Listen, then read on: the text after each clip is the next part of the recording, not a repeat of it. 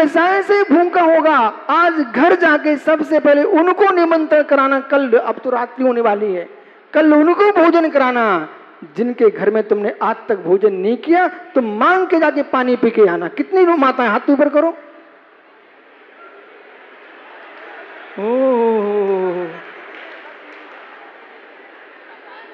मतलब तुम्हारा किसी से किसी प्रकार से बैर हो गया हो, उनसे पानी मांग के पी लेना। पी सकते हो क्या? नहीं पी सकते हो तो नियम कर लो, आज कार्य शुरू कर लो। कितने ऐसे पुरुष हैं मित्र जो बरसों बरसों से अपने भाइयों से नहीं मिले, अपने पिता से नहीं मिले, अपने ज्ञानियों मित्र पड़ोसियों से नहीं मिले, समाज के लोगों से नहीं मिले, खिंचे रहे। आपको बोध होना चाहिए, कब खिंची खिंची कमान टूट जाए पता नहीं रहता है। इस देह से टूटने के पहले कसाय को तोड़ देना। कितने लोग हैं जो आज जरूर जा करके मित्र मात्र शरीर से गले नहीं मिलना, हृदय से मिल लेना, कहना भैया नहीं मालूम भाई जीवन में हो तो मित्र। आज मैं भरत की बात नहीं करूंगा, बाहुली की बात नहीं करूंगा। भरत बाहुली के साथ साथ मित्र भाई हो तो भरत राम के भैया भरत होना चाहिए।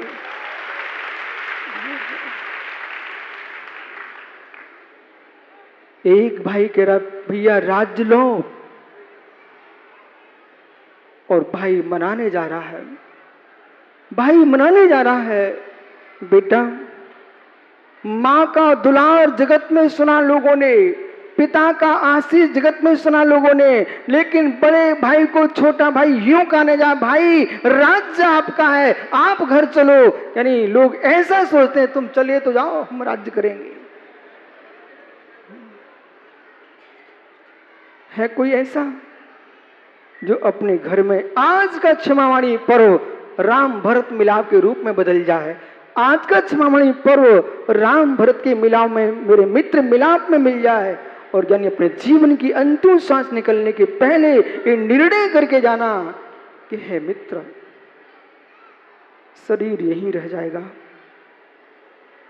उस शरीर में जो श्वासें हैं वे भी यहीं बिखर जाएंगी।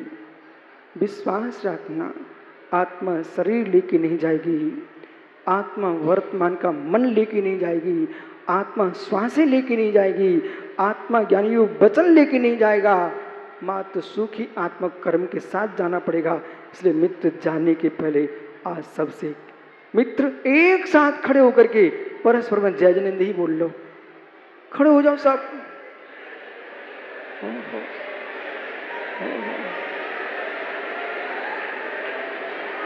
बहुत बढ़िया। माता आप लोग नहीं करोगे? बैठ जाओ।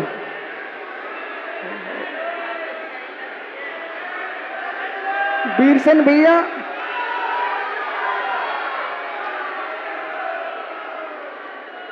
वीरसेनपुर भैया, बड़े भैया राजेंद्र बैठे यहाँ कहीं पर, जाओ मिलके आओ। राजेंद्र भैया पुरवाले यहाँ कहीं बैठे फौजी, जाओ मित्र उनसे मिलके आओ। ओहो ज्ञानियों, आज तुमको लगा कि जब तुम्हारे मस्तिष्क में जय जिनेंद्र बोलने पर माहौल चेंज हुआ कि नहीं हुआ? पदम दादा समझ में आ रहा क्या? हे मित्र, जैसे आपस में तुम क्षमा मांग रहे हो, धन्य दिगंबर मुनीश्वर जो मित्र दिन में 3 बार एक इंद्र से लेकर के 5 इंद्र तक के जीवों से क्षमापना करते, क्षमा मांगते हैं। ज्ञानियों, इतने दिन हमारे संग के भी आपके साथ हो चुके हैं, यदि आपको हमारे संग से मेरे द्वारा भी कष्ट हुआ हो तो जरूर क्षमा कर देना, क्योंकि क्षमा जीव का धर्म है, और गलती हो तो मुझे बता देना जरूर। बेका भाई, तुम्हारे अहिंसा ग्रुप के बच्चे, वो नीरज का नीरज पुजारी, सौरभ, वो नीरज तो कभी सभा में मिलेगा नहीं आपको, रब से वो घूमते ही रहता है। मित्र, यही जीवन का सार है, यही जीवन का सार है। और शायद वीरेंद्र भैया ये जीवन भर आज जो बच्चे यहाँ बैठे हैं वे याद करेंगे कि ऐसा भी कीर्तन में कभी दिन आया था, हम सब ने परसों मिलकर के आपस में जय जिनेंद्र किया था। मेरे मित्र, ये जय जिनेंद्र ऐसा तुम्हारा ऐसा हो कि तुम स्वयं जिनेंद्र हो जाओ।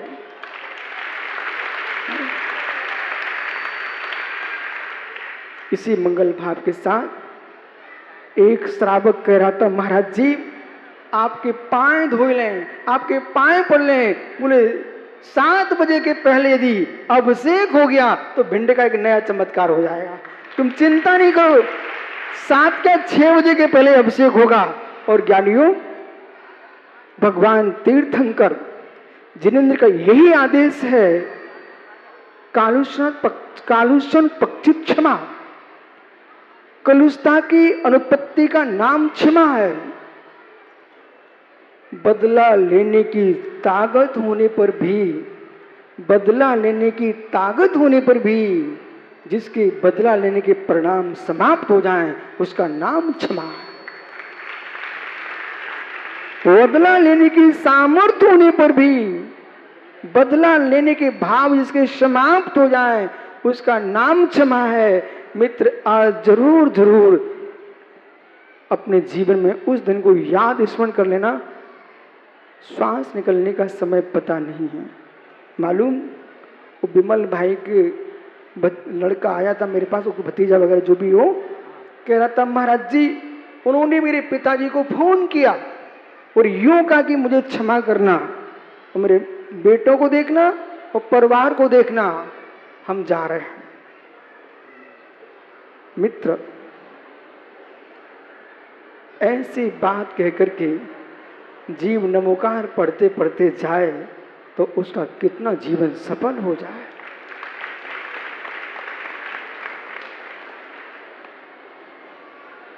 एक भाव मन में और बना लो, एक भाव मन में और बना लो कि हे प्रभु, जब भी अंतिम सांस निकले वो क्षमा माणी का दिन हो।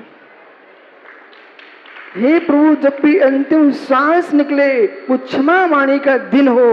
मित्र, चाहे वो भादों का महीना हो, चाहे क्वार का हो, चाहे कार्तिक का हो, चाहे जेठ का आषाढ़ का हो, महीना कोई भी हो, पर दिन क्षमा माणी का होना चाहिए। यानी जब मैंने आपसे यूं कहा कि जब भी मृत्यु हो तो दिन क्षमा वाणी का होना चाहिए, तो सबके चेहरे ऐसे लगे कि महाराज जी बोल क्या रहे हैं। और साथ में ये भी कहा, चाहे क्वार का महीना हो, चाहे कार्तिक का, चाहे जेठ का हो, चाहे सावन भादों का कोई भी महीना हो, तो जब भी मृत्यु आए वो दिन क्षमा वाणी का होना चाहिए। तो आप लोगों को चित्त एकदम ऐसे लग रहे, बोले जी जिनको हम ज्ञानी समझते थे वे ऐसी बातें कर रहे हैं। बोले दिन होना चाहिए क्षमा वाणी का। क्षमा वाणी तो साल में एक बार आती है, और क्षमा वाणी का दिन कैसे हो सकता है। आपको मालूम होना चाहिए कि बटेश्वर में, सुना आपने सोरीपुर बटेश्वर का नाम सुना? बटेश्वर में सारी नदियां यानी किशोर बहती है, पता आपको नरेश भाई? सारी नदियां का बहाव कहां से होता है? पूरब की हो जाती है कि पश्चिम की ओर? पूरब से पश्चिम की ओर। लेकिन बटेश्वर में जब यमुना घूम सकती है तो मेरे मित्र तुम्हारा पर्व भी घूम सकता है। आप विश्वास मानो कैसे? जब क्षमा वाणी पर्व आएगा साल में एक बार, हे मित्र, जब भी मृत्यु की अंतिम सांस निकले, मैं तो यही निर्णय करके बैठा हूं, उस दिन क्षमा वाणी होगी, क्षमा वाणी होगी।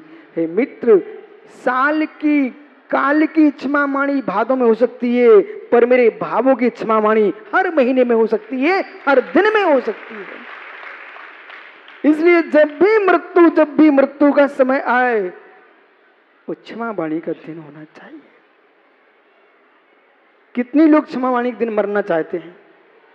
अरे वाह, क्या मुमुक्षु जीव है, सबके सब क्षमा वाणी को मरना चाहते हैं।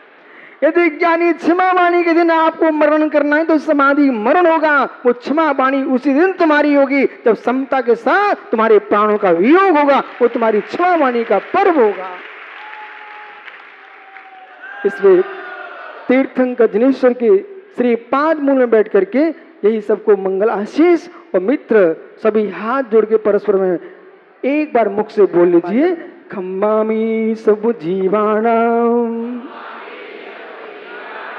सोए जीवा खमंतु में मिट्टी में सब भूदेशु बैरम मध्यम केड़वी बैरम मध्यम केड़वी। संसार के प्राणी मात्र को मेरा क्षमा हो, प्राणी मात्र मुझे क्षमा करे। सारे जगत के प्राणियों से मेरा मैत्री भाव है, किसी से बैर नहीं है। आत्मा स्वभावम परिभाव भिन्नम आत्मा स्वभावम परिभाव। आत्मा का स्वभाव परवात्म भिन्न गुण महावीर स्वामी की आत्मा भुक्तत्व नैसी भुक्ता भी है और जिस जिस कर्म को किया है उस कर्म का भुगता है। दो दृष्टियों में समझना है, कर्मोदय से भुक्तत्व भाव और आत्मा की स्वयं की ही भुक्तत्व शक्ति। भुक्तत्व भाव कर्म के उद्देश्य स्वीकारते हो, एक पक्ष सामने और खड़ा है। फिर आत्मा का भुक्तत्व पराधीन हो जाएगा। इसलिए भुक्तत्व भाव आत्मा का भुक्तृ से स्वयं के अंदर ही है। उस स्वयं के अंदर जो आत्मा को भुक्तत्व भूत नहीं स्वीकारता, भुक्तत्व रहित मानता है, तो मित्र आपको बोध होना चाहिए। जीव के 9 अधिकार की व्याख्या की है द्रव्य संग्रह में। जीव के 9 अधिकारों की व्याख्या की है द्रव्य संग्रह के अंदर। जीवो वो गमो, बोलिए।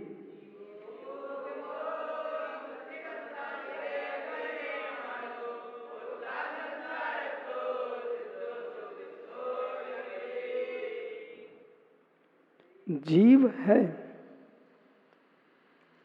उपयोगमयी, जीव है उपयोगमयी, ज्ञान दर्शन गुण से युक्त है जीव द्रव्य। जीव है उपयोगमयी, अमूर्त अमूर्तिक है।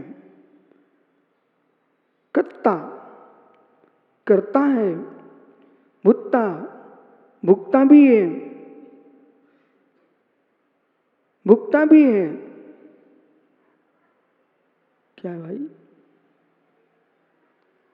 जीव है उवोगमो, अमूर्तकर्ता, अमूर्तिक है, करता है, सुदेव प्रमाण है, भुक्ता है, संसारी है, ऊर्ध्वगमन स्वभावी है, ऊर्ध्वगमन स्वभावी है।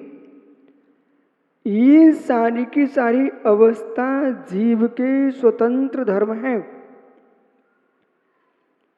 संसार अवस्था में भी जीना, संसार अवस्था में जीना ये जीव का ही भाव है। मुक्त अवस्था में जीना ये जीव का ही भाव है। कर्म का उदय बंद होने पर भी इस बात को स्वीकार करो, कर्म बंद की योग्यता भी जीव में है और मोक्ष की योग्यता भी जीव में है। बदनी की योग्यता जीव में यदि नहीं स्वीकारोगे तो काष्ठ के अंदर भी आपको जपा पुष्प का रंग झलकना चाहिए। जैसे दर्पण के सामने, स्फटिक के सामने पुष्प का रंग झलकता है, ऐसा काष्ठ के सामने नहीं झलकता, क्योंकि वह उसके अंदर योग्यता का अभाव है। तो जैसे स्फटिक मणि के सामने, दर्पण के सामने पुष्प आदि द्रव्य झलकते हैं, ऐसी आत्मा बंधने योग्य भी है, निर्बंध होने योग्य भी है। इसलिए जो उपयोगमयी आत्मा है उसके अंदर शेष धर्म है। द्रव्य संग्रह को सामान्य ग्रंथ नहीं समझना, उस ग्रंथ के अंदर गहनतम सिद्धांतों की व्याख्या है। अब यहां यह समझना है, जो भुक्तत्व ने से जो यहां व्याख्या कर रहे हैं कि जीव भुगता है। अब अंदर प्रवेश कीजिए। जब मैं करता हूं तो मैं भुगता भी हूं। मेरा कोई भिन्न पुरुष करता नहीं है, तो मेरे फल का भुगता भी भिन्न पुरुष नहीं है। है जीव बदौरिया जी चाहें कि मेरा पुत्र मंदिर गया है, हम घर में ही हैं,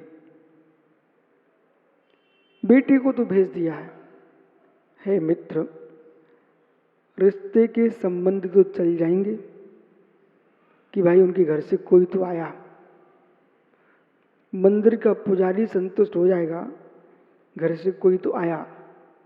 जो मंदिर में द्रव्य चढ़ाने की होगी आपने बेटे के द्वारा भेज दी, तो मंदिर का मालिक, मंदिर का पुजारी तो खुश हो गया कि ठीक है प्रभात जी दान तो आ गया। लेकिन वहां जो भोजन हो रहा था उससे पेट किसका भरेगा? पुत्र का कि पिता का? पुत्र का। बहुत बढ़िया, अब धीरे से समझ में आएगा। विवाह में जौनार के लिए घर के किसी भी संबंधी को भेज दिया जाता है, पर परमार्थ में देखोगे उस संबंध और संबंध की पुष्टि है, रिश्ते की पुष्टि है, लोक व्यवहार है, व्यवहार की पूर्ति है।